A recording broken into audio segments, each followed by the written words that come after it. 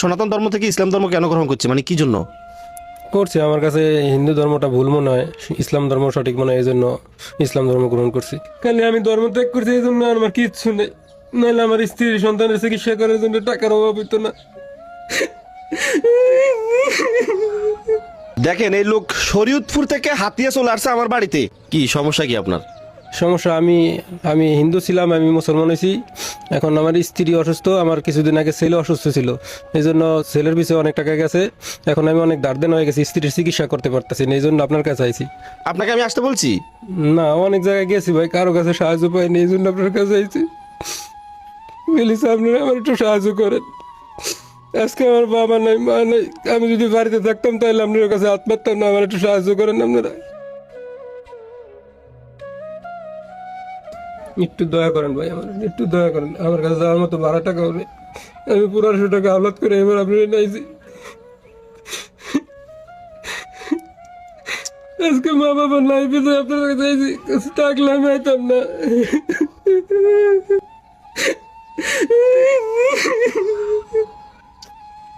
পরিস্থিতি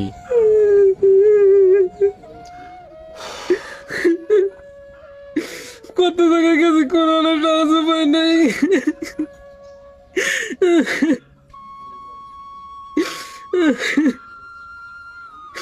আমার ছেলে অসুস্থ হয়েছে, এসব ঘরে সবকিছু বিক্রি করে শেষ হয়ে গেছে, ঘরে আমার হাতের মোবাইলটা পর্যন্ত নাই। আল্লাহ, আপনারা একটু সাহায্য করেন আমার, নাইলে আমার স্ত্রীর চিকিৎসা করাইতে পারেন না, আমি বাড়িতেও যেতে পারব না। আজকে 2টা দিন ধরে আমি পথে পথে ঘুরতে আছি ভাই। আর কারো কাছে গেছিলেন? গেছিলাম অনেক জায়গায়, সবাই না করে দিছে। মানে কেউ টাকা দেয় নাই?